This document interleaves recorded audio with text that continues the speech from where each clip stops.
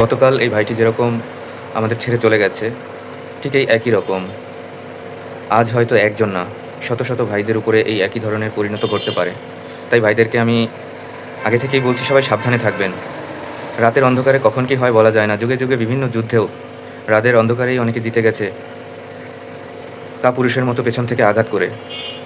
আমি কোনো দল করি না, কিন্তু বাংলার ইতিহাসে অনেক কিছুই দেখেছি। হেফাজতের সময়ও রাতের অন্ধকারে শত শত মানুষ মারা গিয়েছিল। কোন অপশক্তির কাজ তাও আমি জানি না। শুধু এইটুকুই বলব, সবাই সাবধানে থাকবেন। এখন প্রতিটি রাত কিন্তু আপনাদের জন্য খুবই ক্রুশিয়াল। আর যে বা যারা এই ভিডিওটা দেখবেন, সবার কাছে অনুরোধ, বেশি বেশি করে শেয়ার করে দিবেন।